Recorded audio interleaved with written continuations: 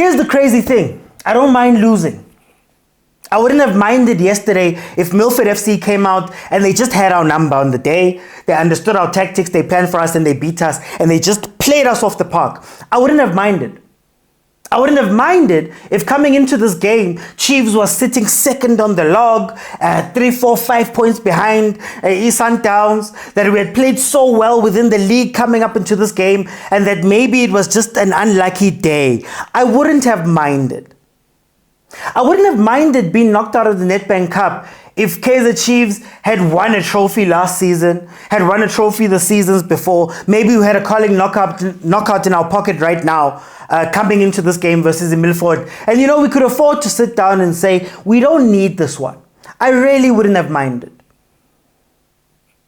On the pitch, I wouldn't have minded losing this game if these players had shown up and done everything in their power to win and showed the will and showed the want and showed the need to win.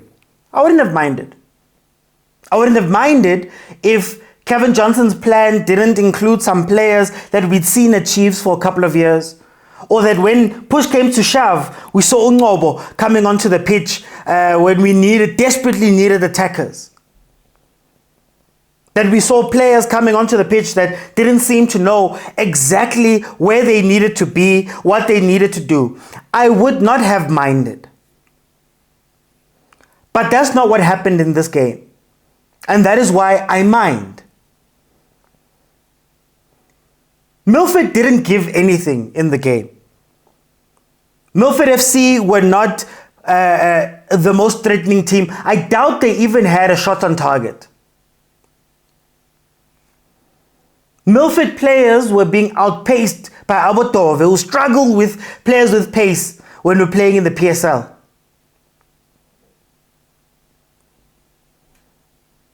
But yet, the game ends 0-0. And for those who are going to come to me and say, no, but we had chances, if only Patrice didn't hit the crossbar and all of that stuff. Guys, just the previous day, we watched the team win 6-0. Just days before that, we watched another team win 6-1. We should have been creating chance after chance after chance after chance. But as the game went on, Milford, funny enough, was more confident. Milford FC was playing the ball out from the back. Milford FC actually found some spaces up front in our box as the game went on. And before I go too far, I want to start by giving Milford their credit. They honored a fixture. They arrived and they gave it their all. You cannot doubt a team that was defending as hard as they were. Uhleza, the goalkeeper, was playing so well. So I wanna give kudos to them. This is not about them. This is not about them. In fact, this is not about yesterday's match. This is about a trophy drought that is now going into this 9th year. Knocked out of the Carling Cup, knocked out of the MTN 8, knocked out of the Nedbank first round.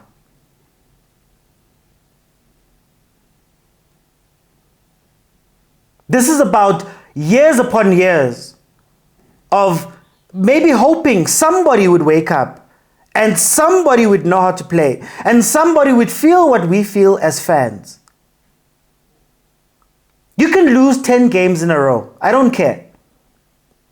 But what I expect is people to wake up and realize what is on their plate. On their plate is a 9-year drought. On their plate is embarrassment. But nobody feels embarrassed. Those players have watched their peers or other big teams go and win trophies. Sundowns wins the league every year. Pirates won 2 trophies last year. And they've got an MTN 8 this year.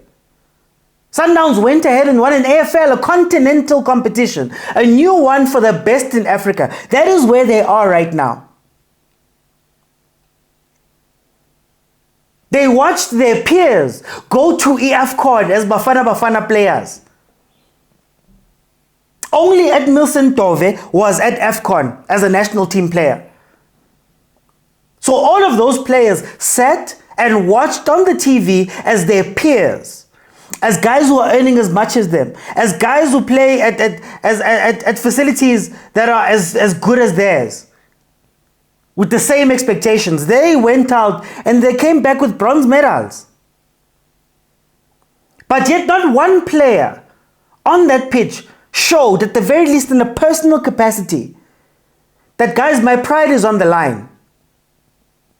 We might not be able to win the league, we might not be able to do big things elsewhere, but Yazin, against a first division side that is sitting 12th NFD, surely somebody should wake up and go, no, this is a game for us. I grew up in a time where Kaizer Chiefs used to play against smaller teams, even in the PSL, and you'd go, it doesn't matter what the form says, or what the team looks like, or who they've signed, or whether they've been performing. We're going to beat them just off of the strength of being Kaizer Chiefs, a pride thing. None of them. I watched Kevin Johnson. Interim coach, yes. But he's a coach that watched Unseki live chive. He was at Chiefs when Coach Mulifintseki got fired. He was there. Saw the mistakes that Coach Mulifintseki was doing and seems to be continuing them. Somebody who I'm sure turned on the TV a few times to see where Atazwani was failing. To see when he did things right, to see when he did things wrong, to at least be able to come in and put on the table a plan that's going to be different to these other players, to these other teams. These other teams that were put together by other coaches. But yet we sit with the same exact problems. Strikers who are playing out of position. Final third play that has no plan. Just the hope that somebody's going to finish. A midfield that has nobody in there. No one is in that midfield. Can't progress the ball up. Starving. A defense that has seen a Zita Kwinika that first signed for Kaizer Chiefs in 2014. Left, went and did other things, came back, found a place. Saw him struggle under Coach Nseki. And you leave Solomons on the bench. A team that doesn't know how to score, doesn't know where to go with the ball. Umtu Shabalala is on the left wing, lost, doesn't have anybody to play with, our most impactful player. So we can't say that this is new. These things are not new. We've seen all of this before. But yet we continue with it. Dylan Shepherd. Dylan Shepherd can tell you more about what has happened at Kaizer Chiefs in the past few years than almost anybody in that technical team. He's meant to be the one that can tell you, by and large, we did 1, 2, 3, 4, 5, 6, and 7 wrong. And this is how we change it, coach. This is my advice to you.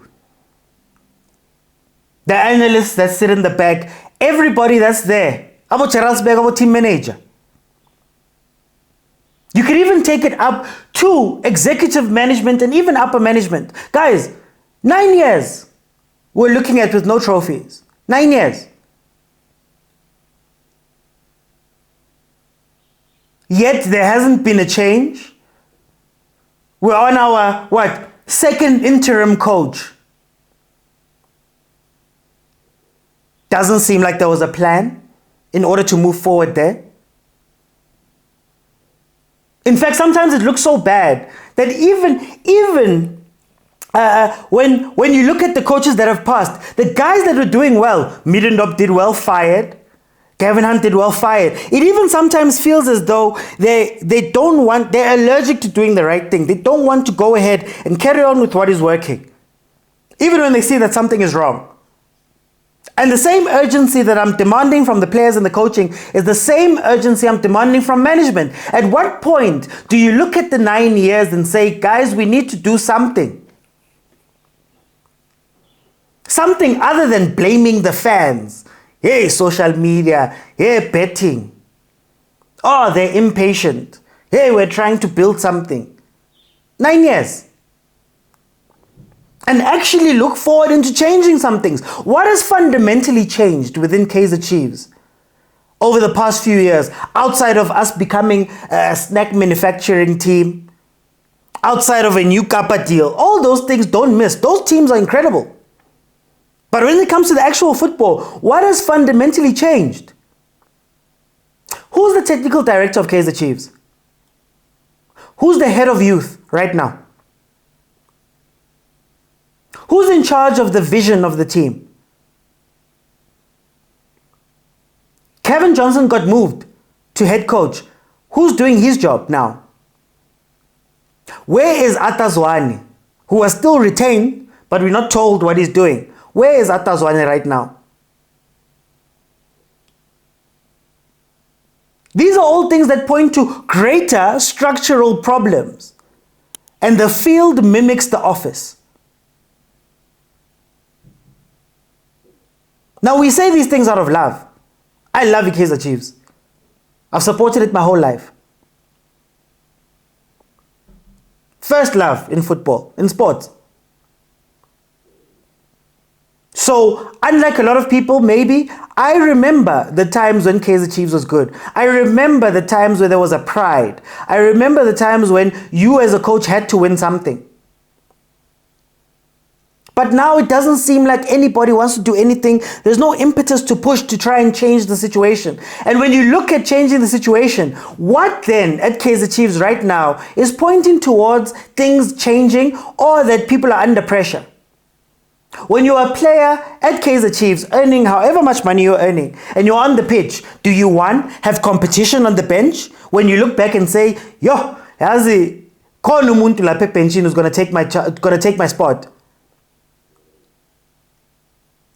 Do you look at it and say, Yazin, if I don't perform this season, Kaizer Chiefs is going to go out and sign a 50 million rand player to take my spot?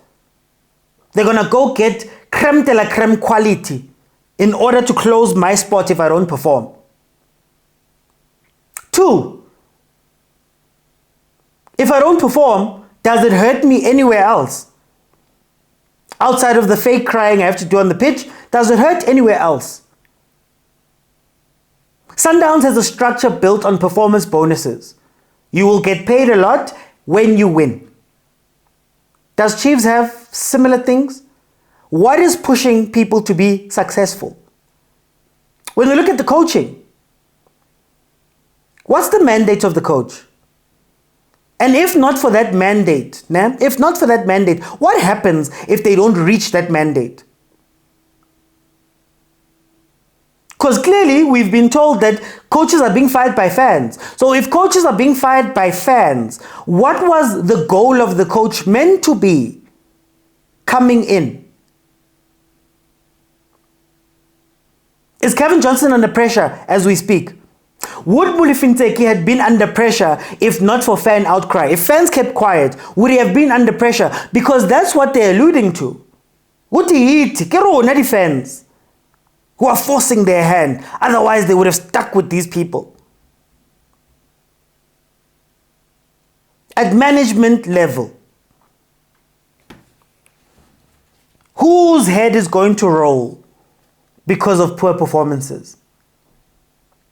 How many heads should have rolled for this 9 years?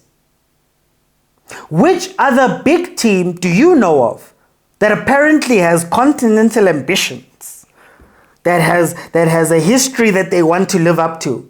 Which other team would stick with what is happening now, management-wise, what has been happening? Who are the executive managers? Do we even know their names? Look past Bobby Motaung, look past Kaizer Motaung, look past Jessica Motaung. Who else is there that we don't see? No Kemiso. Who else is there that we don't see? And what are they doing on a day-to-day basis? This is not about losing to Milford in the Nedbank Cup. This is not about hey, quality players. We don't have quality players. It's not about, hey, oh, coach. It's about the direction, the want, the need that the team has to try win. Can we say with good conscience that the team is doing everything in their power to win? Or are we getting lip service? The saddest thing about Kaizer Chiefs is that you don't have to question certain departments. You don't question marketing. Marketing is on top of it. Tengiswa market, guys. Shower activation. Come on, the players are signing jerseys and things. They're going to voter shops. They're doing all those things. You can never doubt marketing. PR, never doubted. But right down the hallway, there's a department that is not doing well and has not been doing well for years now.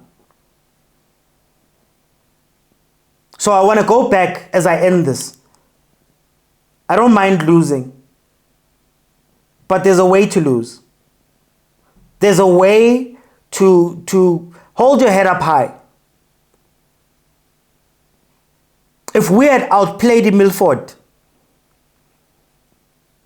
if we had battered them and for some reason there was no goal that went in, for some reason something was blocking, and the players were sweating and Milford was nowhere the whole game, I would have been, nope, that's an okay loss. If in the league we fought until the final day, we fought, we scored, we did everything, and it just so happened that somebody else did better than us, I would be fine. But yesterday, you struggled to see who the NFD side was at times. The years that have passed, you've struggled to see who the biggest team in South Africa is. Because we've looked like a very average top 8, 8th place team. And that is where we are. And I implore the team, I urge the team, find the love for the football again. Find the pride, if you have to, the ego that you have to say that, right guys, enough is enough. Don't point it at fans. Don't make it seem as though we are being unreasonable. Don't do all of that. Reflect, sit down, and remember, hi guys, this can't be. And circulate that message around the whole club. Something needs to change. And I fear that the change is not going to be quality players coming in. The change is not going to be quality coaches. The change is not going to be a lot of things, but it needs to be an attitude shift for the club.